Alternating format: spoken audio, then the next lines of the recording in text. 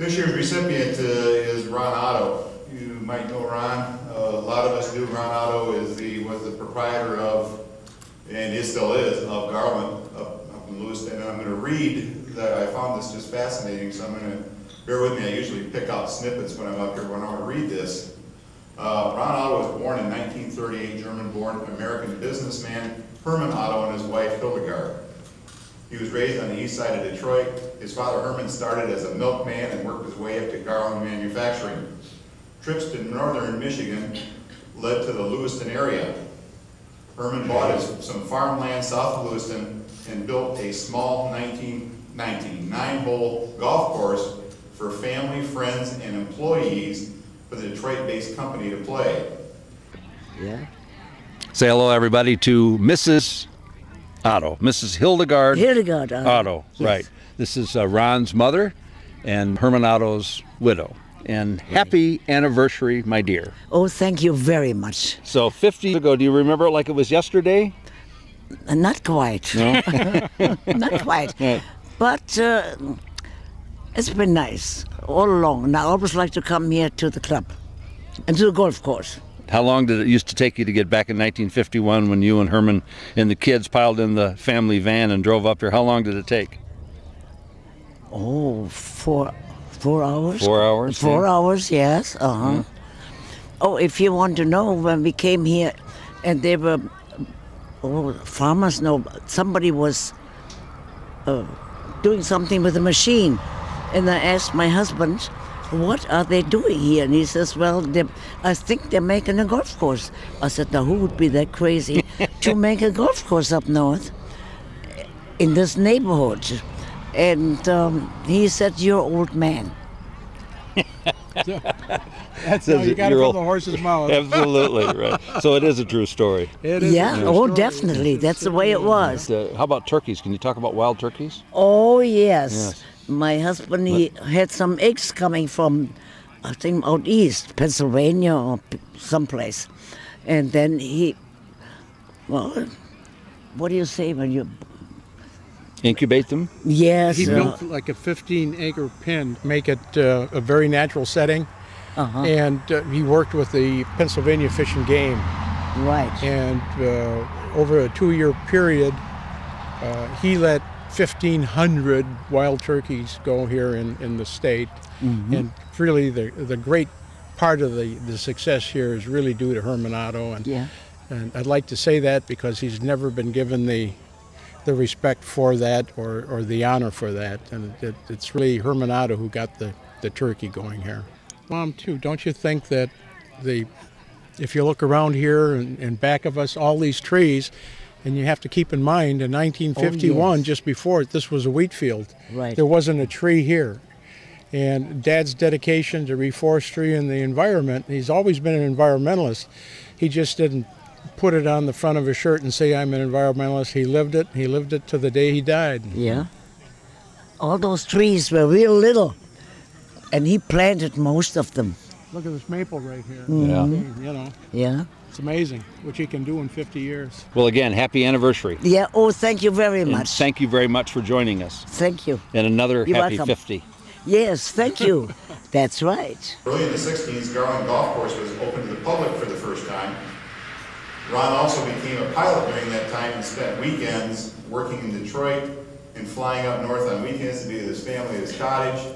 He'd also fly around the country on business, promoting and selling Taylor. Ron helped in design an additional 9 holes, which were added in the early 70s.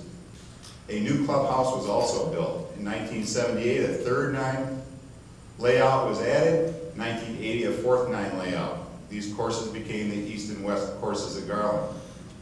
After the death of his father in 1983 and a gas exploration and fire that destroyed the original clubhouse in 1985, Ron became more active in his role at Garland.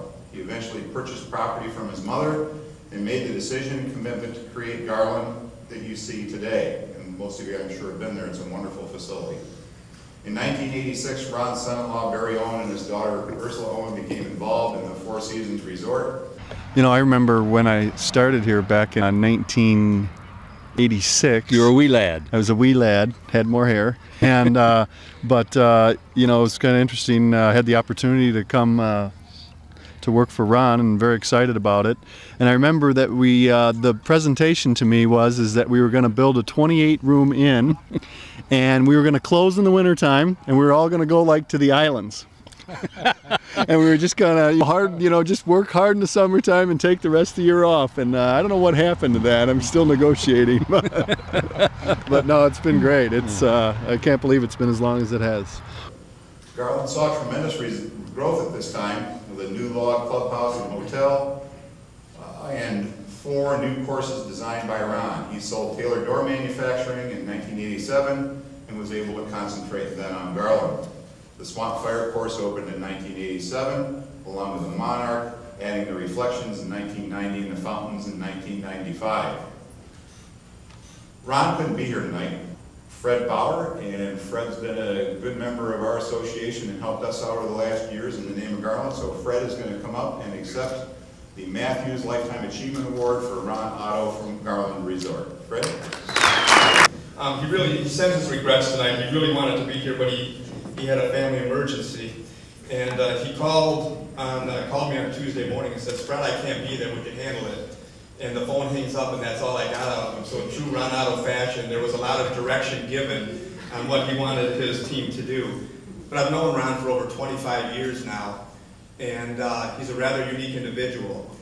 And I can't tell you how humbled he would be to know that his peers respect him this much to give him this award.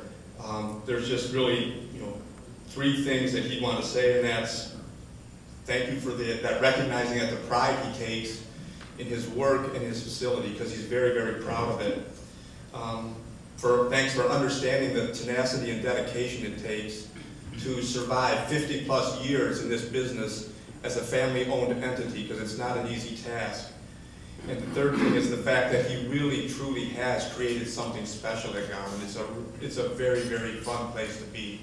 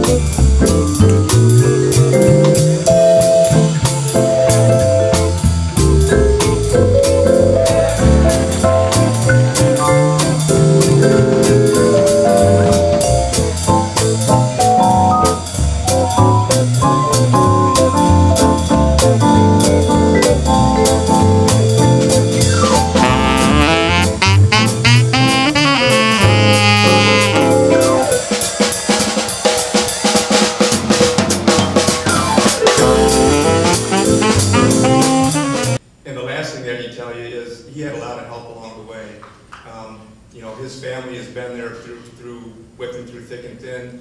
His daughter and son-in-laws, his daughters and son-in-law work there, and even his grandkids work there now. And he's pretty proud of the fact that they're continuing on in his tradition. He'd also tell you, thank you very much, and that his best work's yet to come. So thank you.